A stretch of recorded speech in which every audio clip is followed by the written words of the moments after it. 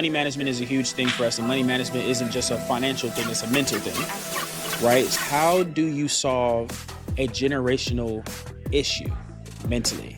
Well, it definitely takes more than just me, right? Okay. I can be the catalyst for the solution, Mm-hmm. but in order for the solution to actually happen, it's a process.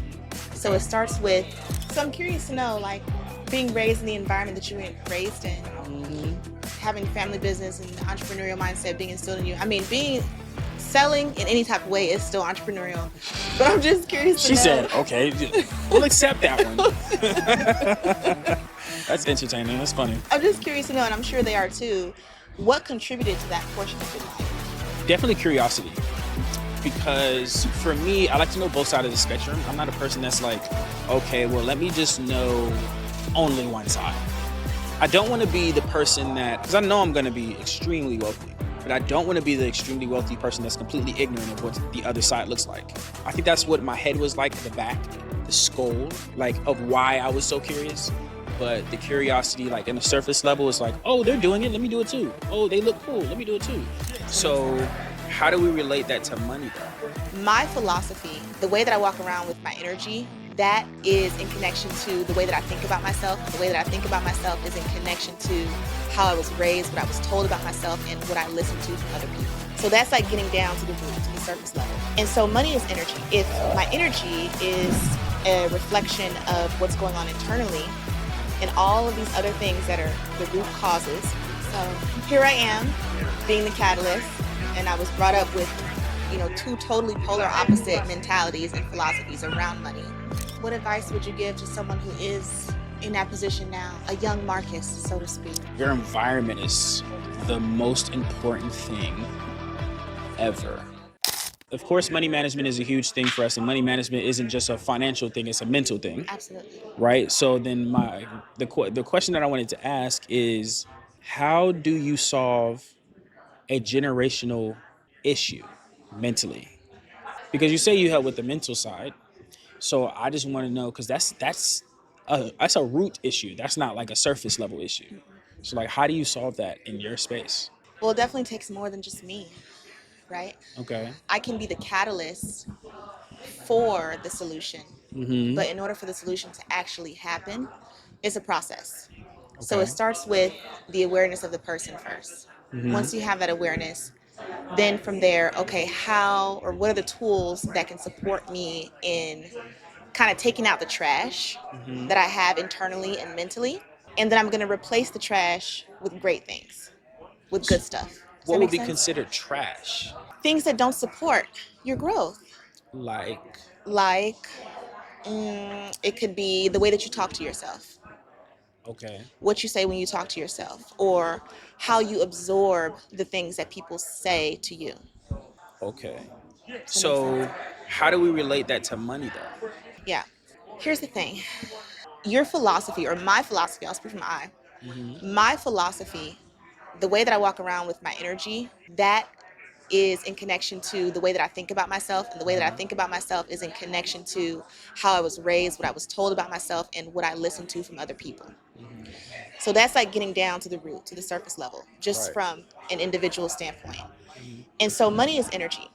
Right. Now, if my energy is a reflection of what's going on internally Mm-hmm. and all of these other things that are the root causes, then in order to change the end goal of my Mm-hmm. money, I've got to get through that first. Because if I'm Right. not attacking the internal portion and getting to the root of myself first, then I can't Mm-hmm. change my own money growth or bad habits or Right. management of money.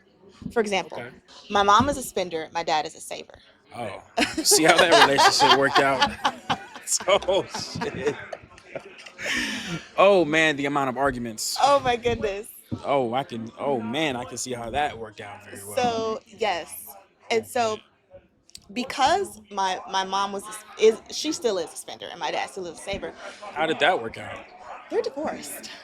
I can only They're imagine. divorced. They're two different mindsets. Yes. Now, not saying that I expected them to be divorced or anything, but like that's a mentality.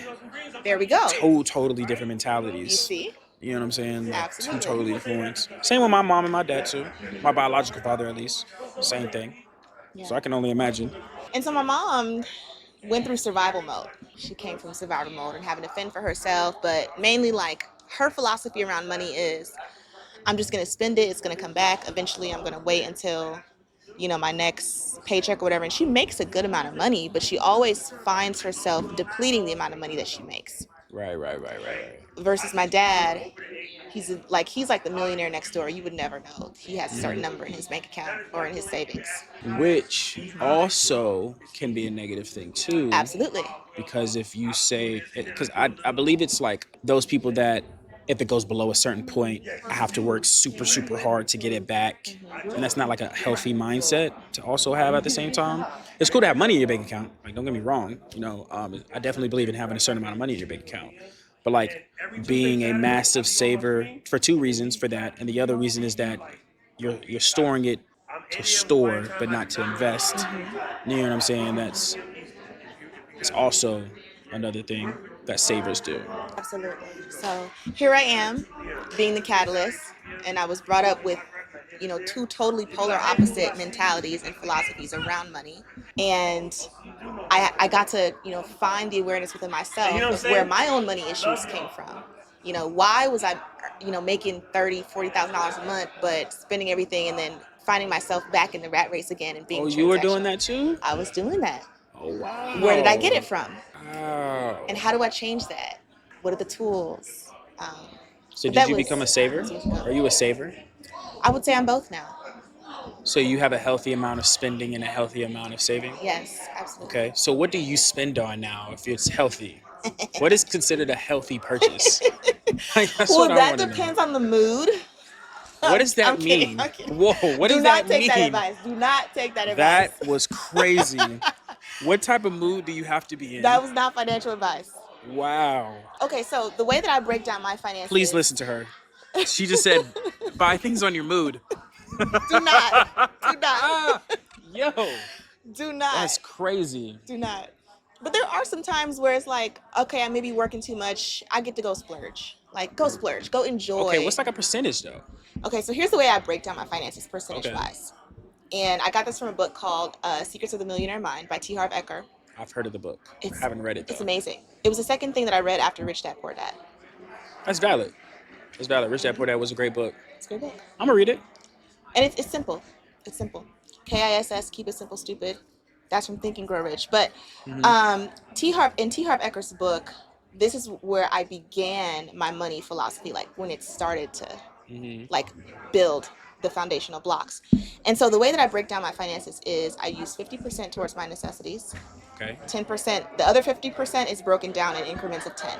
Okay. So 10% towards education, which could be something like this, coming to a conference, a summit. Right. 10% giving, 10% long-term savings, 10%, I call it financial freedom. It's just, I just put a little bit of something in that every single day. Education, giving, financial freedom, long-term savings, and play. 10% for my play. Okay. So that's the fun bucket. So wait, how many buckets do we have?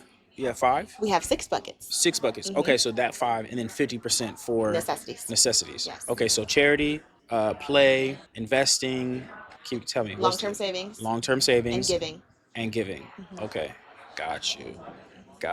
That's cool. I think mine is in thirds. Okay. So mine is like 30% for expenses, but that's just because my personality is spending. So 30% is for that. If I know I'm a spender, then I have to reduce my living so that my spending makes sense. Interesting. You know what I'm saying? Okay. I don't want it where the issue is what a lot of people is they spend everything. For me, if I live below my means and have a certain percentage that I spend, which is still like the 10% rule, then it's healthy because I have a lot more to splurge on now. You know what I mean? So like if I make, let's say $10,000, $3,000 to live, 10% of 10,000 is now 1,000, or I could do 50%. It just the money leverage is a bit different for me. You know what I'm saying? All of them work. There's not one of them work. Absolutely. You know what I'm saying? Yeah. There's no right way to Correct. do it, Yeah. but It's just whatever resonates with you. absolutely Mhm. whatever resonates with you, and that resonates with you. Right, right, Yeah, right. that's Yeah, yeah. important to you. 1,000%. So So I want to know OG you though. OG. OG you. Like before this you. Woo. Okay. The you before the extreme femininity, because we talked about it before, the masculine and the feminine stuff offline of this podcast, but extreme feminine side. What is the other side before you were? What was that like? Okay. So I'll start with what I was raised with, because I think it would make sense as to why I was that way. Mm-hmm. So what I was raised with was go to school, get a good job, pay off that debt, buy a house, get married, have the kids. Traditionally. Now I'm not saying there's anything wrong with that. Interesting.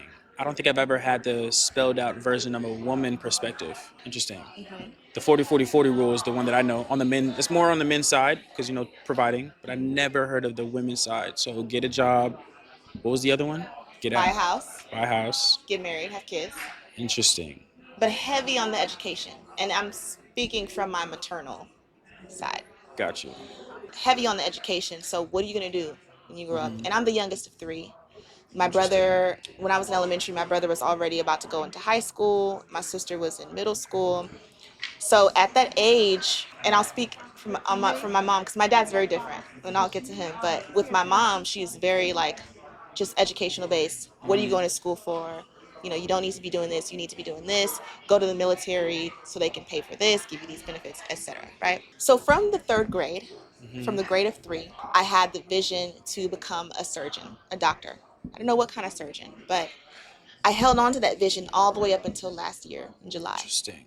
Actually, no, all the way up until 2018 when I got my real estate license. But the me before was, okay, I'm getting A's and B's in school. I'm staying above a 3.3 GPA, taking AP classes, going straight into college from high school, no breaks, taking as many classes as I can.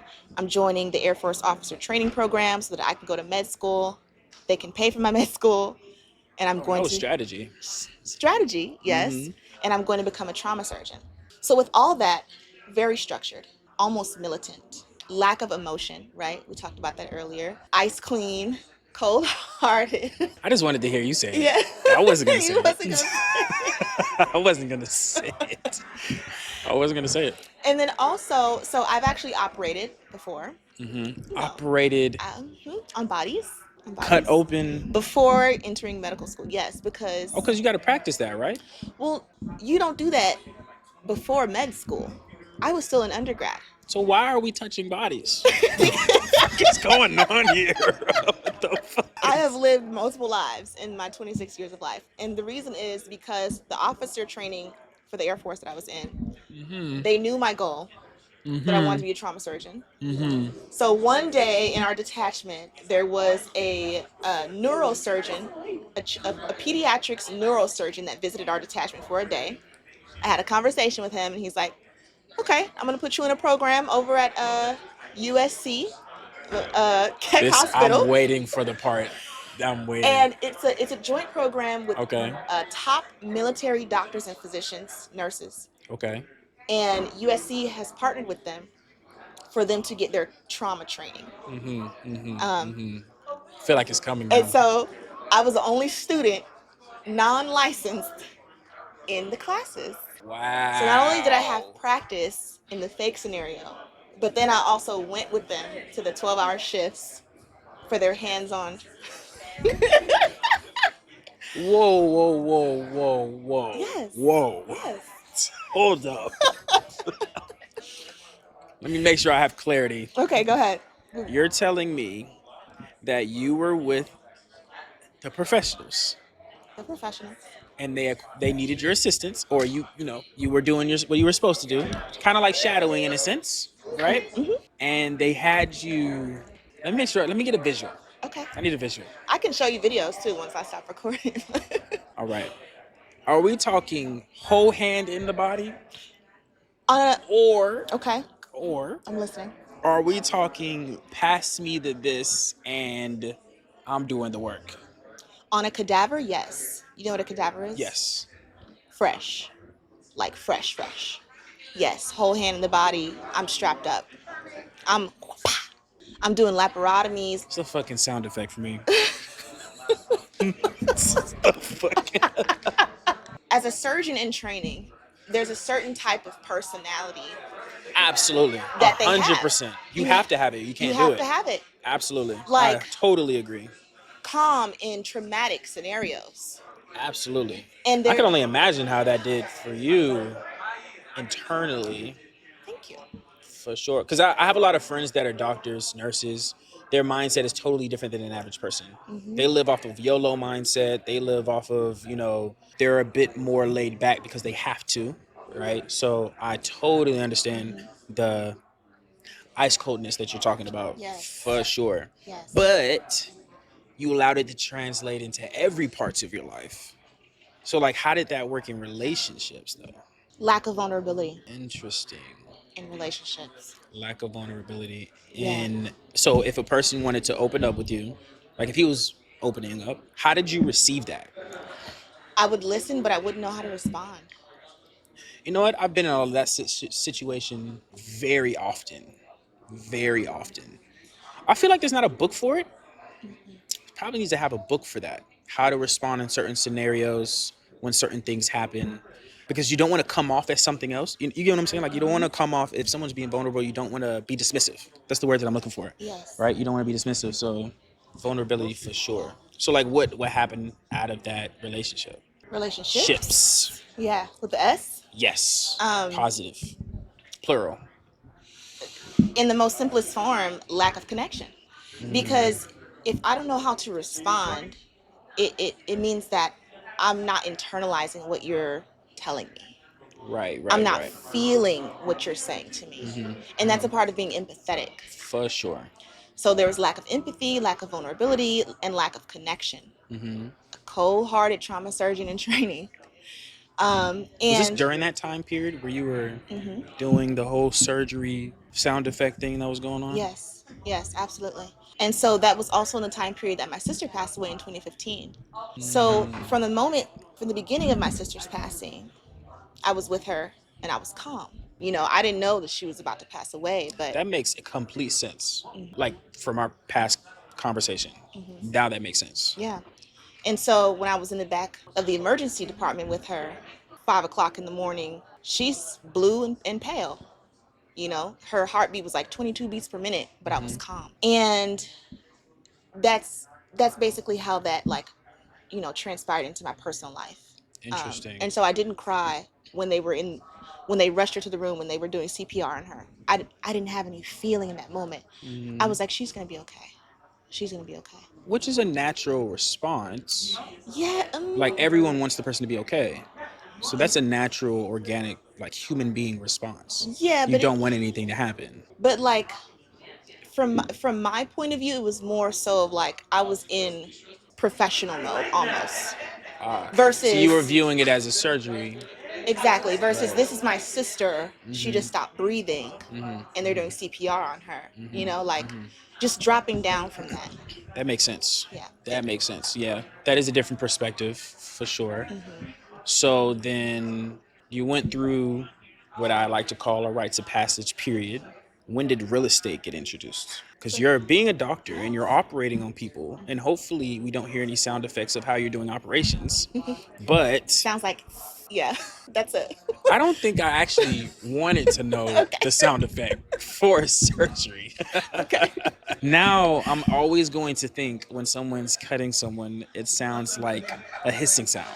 That's if you have air in your. Okay, so there's different sounds, but if you have, so just know that if you're in a dire situation, I'd probably be one of the best people that you'd want to be around you.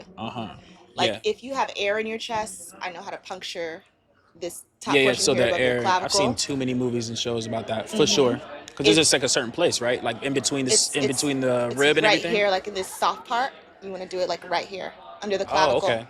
Yeah. Got you. Got you. Right But what if you hit a rib though? You won't. So there's nothing there to. No, not in that soft part. It can go straight in. Oh. So when people mention don't hit the riffs, they're really just in the wrong place. They're in the wrong place. Exactly. You don't know what you're doing. You have no idea what you're doing. You have no idea what you're doing. Understood. Yes. Understood. But real estate came into play in 2018. Okay. And it was Oh, at so that this 3 point- years later. Yes. Okay. It was Okay. at that point, it was my junior year of college. My parents were still processing their divorce because they started their divorce right before my sister had passed. They had to go through litigation and stuff like that. So it was like 3 or 4 years. But Yeah, that's how it goes. My parents are divorced as well. okay. Put that in perspective, so I know the process. So you know, absolutely, we can relate. My mom was laying low on. Listen, I'm not gonna put her personal business out there, but what does that mean? What does that mean? Laying low. When you're getting divorced, you don't want to make as much money as possible. Oh, actually, I just had a sales call. Someone just told me that. Yes. Someone literally just told me that, and I did not understand what that meant until just now. Yes. Okay. So I won't put her. Because you're reporting your income. Exactly. The more income you have, the more you're able to put towards the divorce. Mm-hmm. So you're capping the whole time. I feel so bad for people who are wealthy. Oh my goodness. Because they can't hide their money. That's why they see it as a business agreement. Some wealthy people. That's why they do prenups. Absolutely. And postnups. And postnups, yes, exactly. And postnups. Because that exists for sure. 100%. Do you believe in prenups and postnups? I mean, I'm open to it. I'm open to it. But I mean, of course, it doesn't mean things aren't given. You know what I'm saying? But like, do you want to go through all that? If divorce happens, go through all that huge issue of a divorce. You know what I mean? Right. No one wants to go through that. If you just know where things are going to be, then it makes kind of a smoother transition. That's just how I view it. I understand. But that may be like lack of information. I think lack of information for sure. You know what I'm saying? Then I don't know. I could be a wishful thinker when it comes to marriage, but like when I plan to get married, which I am going to be married, I want to be with that person for the rest of my life. Absolutely. Now, not to say divorce that, is not in your head for sure. Right. Not to say that things won't happen. You know, we have a 60%, I believe, 60% or above divorce rate here in America. Yeah. But I also heard that it really just is the culture of America here that adds to divorce. Yeah. So outside of this country, it's not as high? Not as high. Wow. 40, 50-year marriages, 60, 70, 80, wow. 80-year-old couples that have been together since that's crazy. Their young days. But the culture promotes divorces unconsciously or intentionally, but exactly. call it unconsciously. Might be under the rug. That's so sad, which means you got to try harder or move out. Or move Or move out is an option as well. Hey, there's a solution to everything. Crazy. But the way that I got into real estate, you know, I'm like, okay, I would love to support my mom with what she's going through. And I was living with her at the time, you know, pay her mortgage. And then my financial aid started running out. So I'm like, I got to pay for school. Then I was listening to the doctor school, like still pay for undergrad. And I was also thinking about paying for med school too. So I didn't have to go into debt in case I didn't go into the Air Force. Oh, so you did this to pay off debt. Got you. Okay. To avoid debt, actually. Well, yeah. Same, yeah. Same difference. Yeah. Okay. Yes. Started listening to Grant Cardone, you know. Of course. How to invest in multifamily properties. And I said, you know, I think I'll get my real estate license so I can learn the behind the scenes of how real estate transactions work.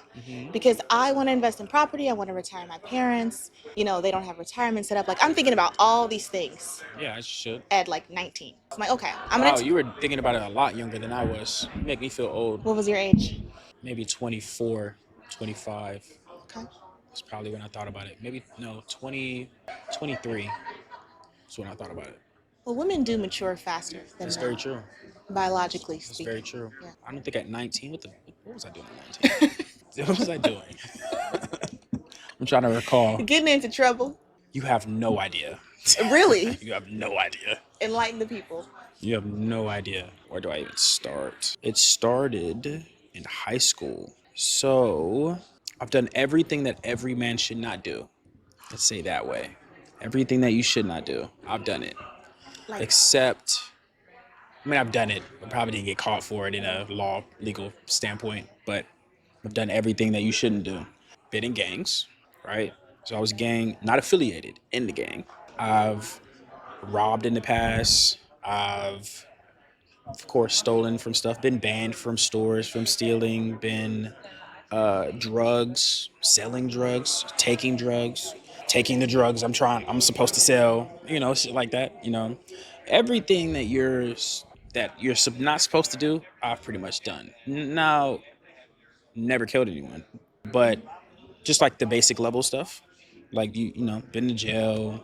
I mean, jail was like temporary, but like because I'm mostly been to probation. I've been in a lot of different things. You know what I'm saying? Like a lot. Like my high school experience was not like ideal. Been kicked out of high school, almost kicked out of college. Let's see. Probably done the most amount of community service that any human being has done in his lifetime. Oh my God, I probably know all the charities on the top of my head. I'd have to like probably go really, really in depth on like high school to kind of remember. I've I've done heavy amounts of drugs from like marijuana, pills, like everything you're not supposed to do, pretty much. You know what I'm saying? So that's pretty much where my life came from. So So I'm curious to know, like, being raised in the environment that you were raised in, having family business and the entrepreneurial mindset being instilled in you. I mean, being selling in any type of way is still entrepreneurial. But I'm just curious to she know. said, "Okay, we'll accept that one." That's entertaining. That's funny. I'm just curious to know, and I'm sure they are too. What contributed to that portion of your life? Like what kind of caused it Yeah, what in a caused it, sense? or were you curious, Environment. or okay? Definitely curiosity. Because for me, I like to know both sides of the spectrum. I'm not a person that's like, okay, well, let me just know only one side. I don't want to be the person that, because I know I'm going to be extremely wealthy, but I don't want to be the extremely wealthy person that's completely ignorant of what the other side looks like. I think that's what my head was like at the back, the skull, like of why I was so curious. But the curiosity, like in the surface level, is like, oh, they're doing it. Let me do it too. Oh, they look cool. Let me do it too. Oh, they're smoking cigarettes. Let me smoke cigarettes. Tobacco, weed, whatever else that you smoke out here in these streets. I've done shrooms and acid and all other types of things, right? But I'm not saying this that I'm proud. I'm not proud of any of the things that I did. Would I change it? No, because I still think it was one of the best times of my life, right? It was so much fun in like the midst of it, you know what I'm saying? But like thinking back, would I repeat it? I don't have any regret. Would I do it again? Yes, because I have no regrets. But like, would I make better choices? Absolutely, right? But like at the end of the day, like what kind of caused it was just curiosity. I would say at that time, like, I think it was my parents just got out of a divorce and I just wanted to feel kind of free in a sense. You know what I'm saying? Like, I want to make my own choices. You think you're grown when you're really not grown.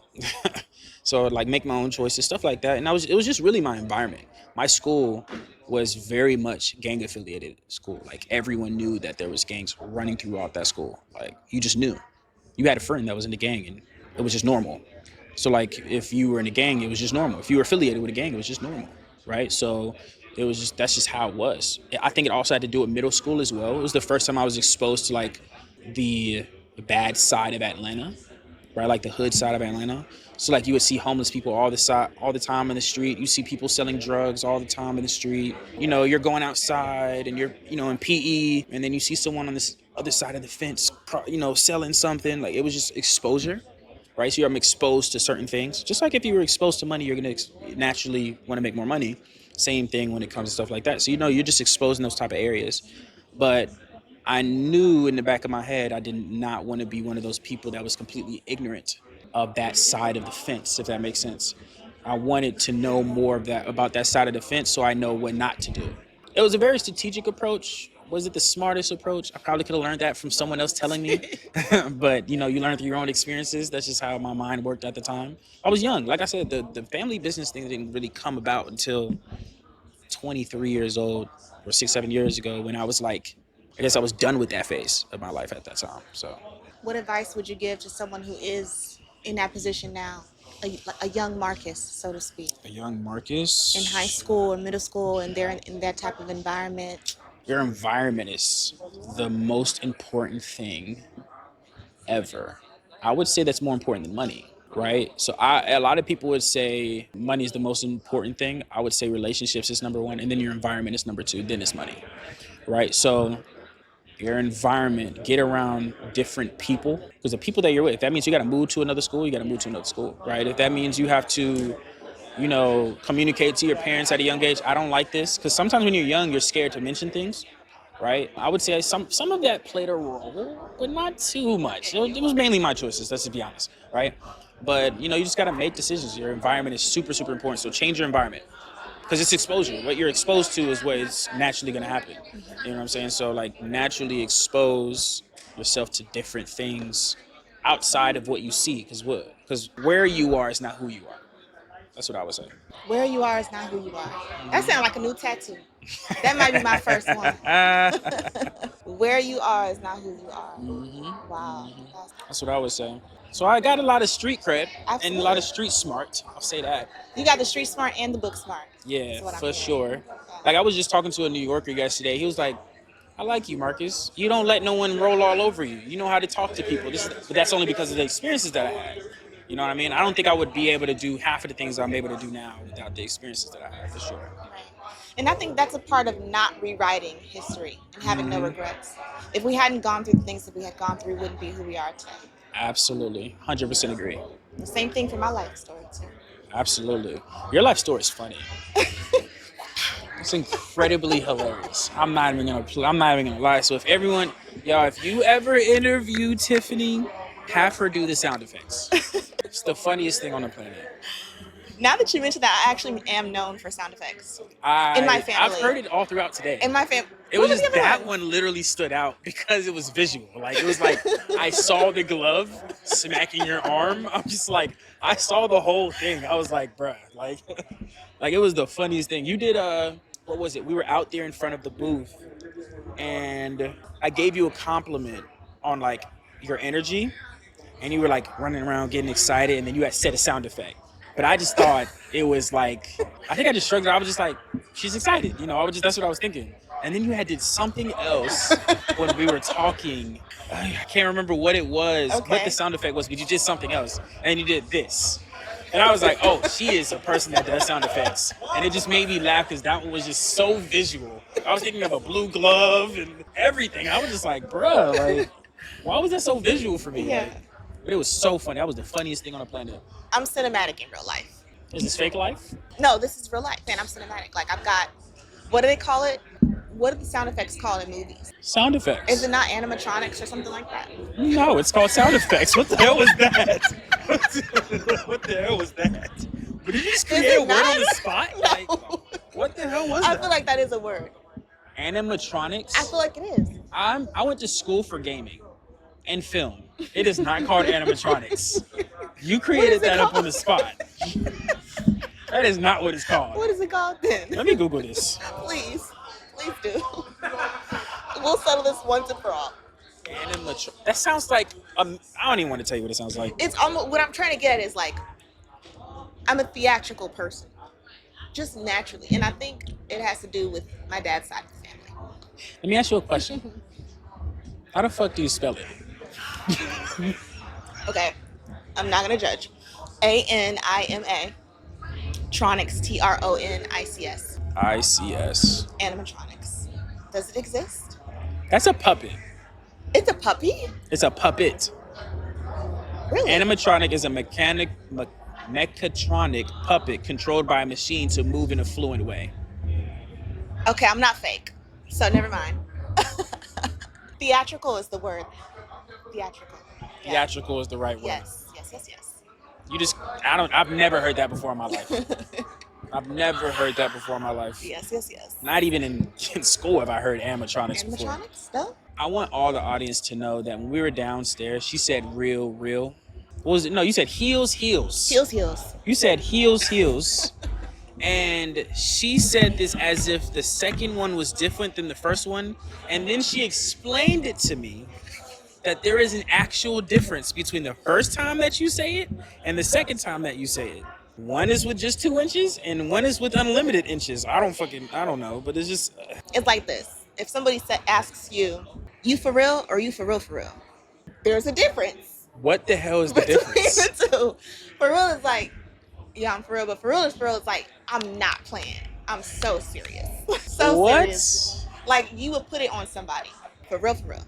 Yeah. Okay, let me ask you a question, because I often get confused. Okay. Someone says, is that your girl or is that your girl? Like, are y'all together or together? Together. You know what I'm saying? I think that's what it is. Yeah. I feel like I'm saying it wrong. But like, what's the term that women use on that? Women say that more than men do. Men don't say that. We don't say. We may say for real, but we don't say, are y'all together? Like serious, locked in. I know what it is. It's talking or y'all talking. Correct. That's what it is. Yeah. What the hell is the difference? See, you said it twice yourself. But I'm mimicking y'all. The first one is lightweight. What does lightweight mean? Light work. It ain't that serious. It's not the real deal. Okay. But if I say it twice, it's like set in stone. Like we talking. We're for real. We're together. These are heels. You know what? But I don't know. It's Ebonics. She said talking. The first one means that it's not serious. So this talking just mean you're texting? Yeah, texting, calling each other, maybe you FaceTime it. But that's lightweight. That's light work. That's okay, not... so what's the difference between this? What talking means you're serious, but like what is serious then to y'all? Is there a commitment there? There should be. Okay, what type of commitment? We locked in. Like, and not Are like y'all in a relationship? A relationship, not a friends with benefits. Like, so when you just call it a relationship? Yeah. So why would you put another talking in there then? I don't know. My point exactly. That's my point. You have no other reason. That's what the problem is. That's why it literally is confusing. I'm like, what is the difference? It just doesn't make sense, but it makes sense. I've heard someone say, okay, this is how serious it goes. I have a friend of mine that says there's a difference between talking, Oh, no. and talking. That's too far. I said, you need to go to sleep. Because there's no fucking reason why there needs to be four to mean a relationship. Good night. Go to bed. Well, maybe she meant it. Okay, see. I know you're not going to decipher what the fuck she just said. Wait a second. She's about to decipher. It's kind of making sense. What do you mean? What do you mean it's kind of making sense? Think about it like this. Hold on. What do you mean? Okay. Think about it like this. You have a first base, second base, third base, home base. So I'm assuming that is how she deciphered talking.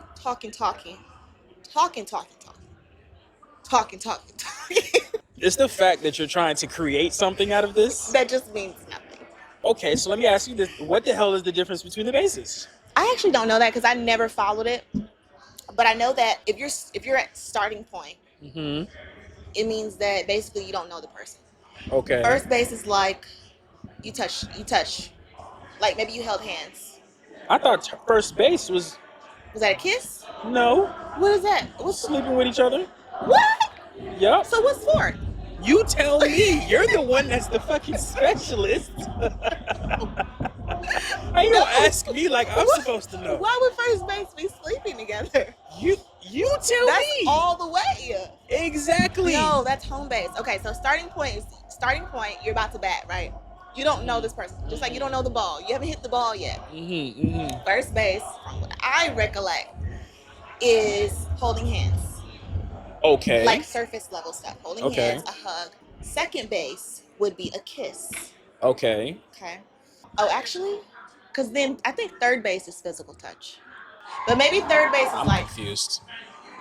So then what will first and second be? Okay. Here we go. I got it. First base is a date. Okay, I have heard of that one before. Second base, you touch. Okay. Hold hands, hug. Okay. Third base, we kissed. Home base, if we locked in, there's an entanglement. No switching up. Exactly. If somebody says they hit home run, that means like they did the scissor leg. They had sex. Right. Yeah. There's too many versions.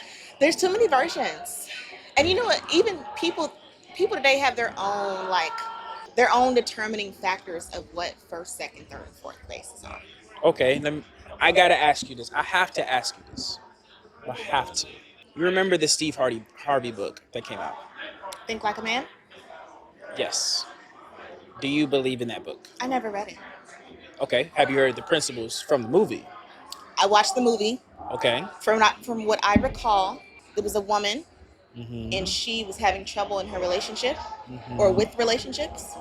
So she started to date like a man, apparently, and thinking like a man. Right. So a man's philosophy in dating and... Well, yes. Okay. Yes. But the main part of what I'm referring to is I think there's a timeline in which women give it up. 90 days. Yes. Now that's debatable. So you're asking me what's my timeline? I'm asking you, do you believe in the timeline? Oh, okay. I'm not asking you what's your time. That'd be so like on a podcast. What? Yes. Like, why would I ask you that on a podcast? I want to know if you believe in the timeline. Do I believe in a timeline? No, I do believe in boundaries. Okay. So there can be certain levels or certain boundaries that I may give someone that I may not give to another man or person. Okay. Man, I'd say, because I'm heterosexual, so. You say what? No offense, no shade, no tea. I said man or person, then I said man because I'm heterosexual. Oh. Yeah. I thought you said something totally different. No shade, no tea. Okay. Okay. So then, let me ask you this thing. How come women have one night stands, someone they don't care about, but then it's someone they do care about, they wait? Please try to explain the contradiction and the hypocrisy in that entire statement. Okay, so here's the Usually, thing. if it's someone you care about. From a neurological perspective, Okay. let's talk about the scientific breakdown. Okay. The way that men fall in love is through vasopressin.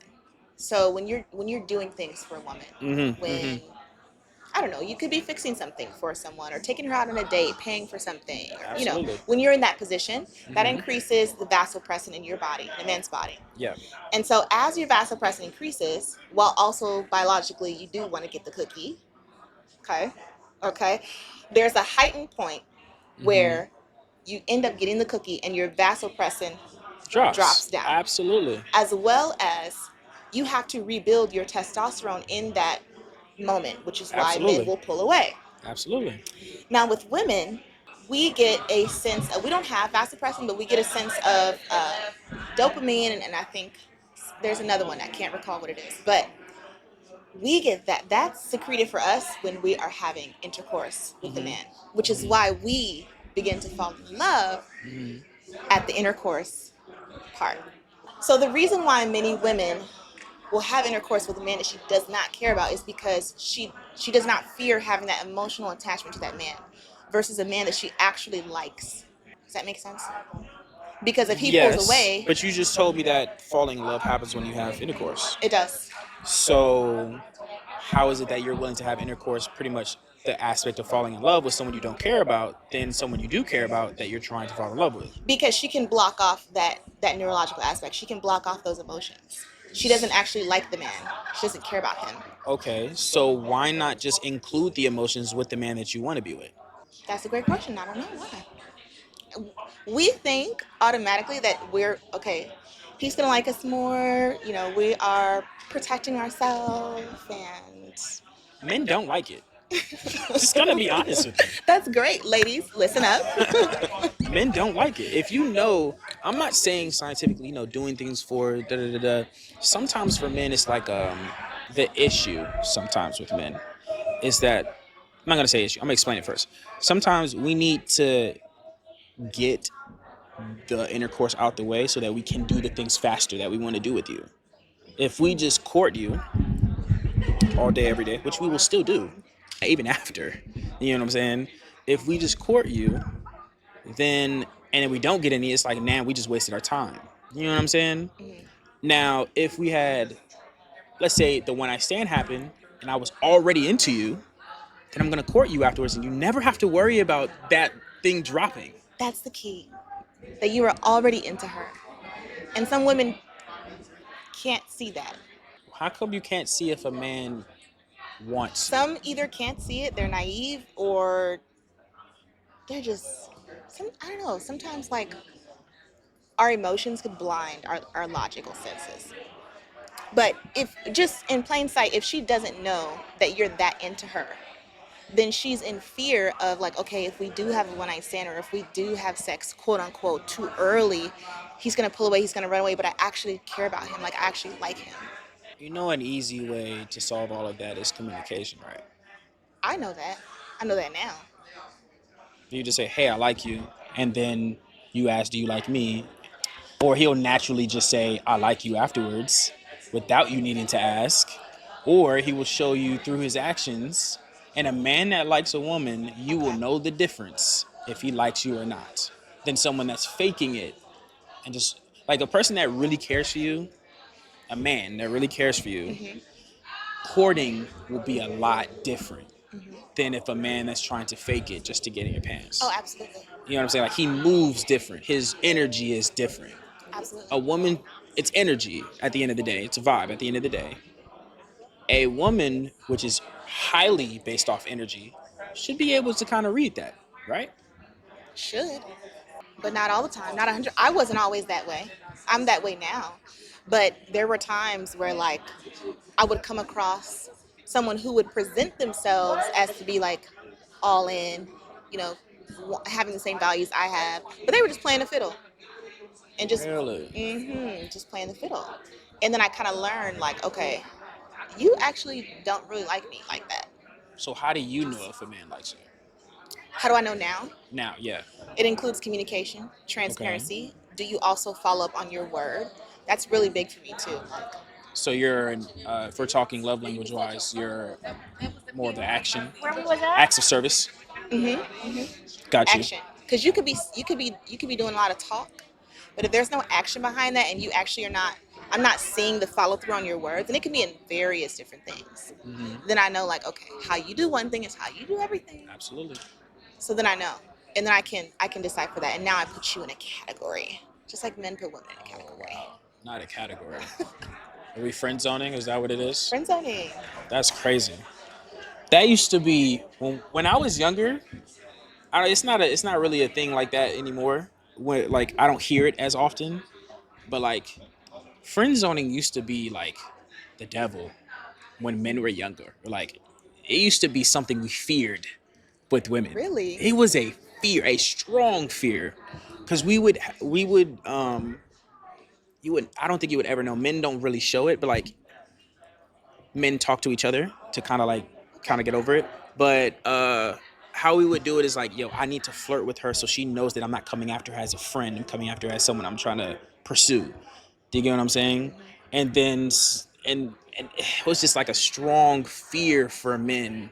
Friend zoning is not what we wanted ever, ever, never, never, never. But nowadays, men are going through the friend zone first to be in the position you to s- be in a relationship. it's crazy. And It's leverage now. I personally have to be careful because I know how unique I am and Hmm. how, like, pure I am, my energy, and I'm very transparent. Not necessarily blunt, but just very transparent. I'm open. Hmm. And people will attempt to play on that. Men will attempt to Absolutely. play on that, and, like, Absolutely. I'm trying to be your friend, but I'm really trying to take you out, or let's work together. I want you to be my financial planner, but really I just want to take you on a date. Like, So, what would you prefer a man to do then? just be upfront about it and allow me the option to choose. Hmm. So, what do you expect a man to say after, let's say, you turn him down? That's the worst thing a man ever feels in his life is rejection. Now, mind you, rejection can get numb over time, doing a whole lot of, we like to call it outreaches, right? Outreach. Outreaches, right? We like to say, reach out to a certain amount of women per day. Rejection starts like that. No, like in sales, starts to not affect you. You know what I'm saying? Which is so true. Which is very true. To a sense, it still affects a person.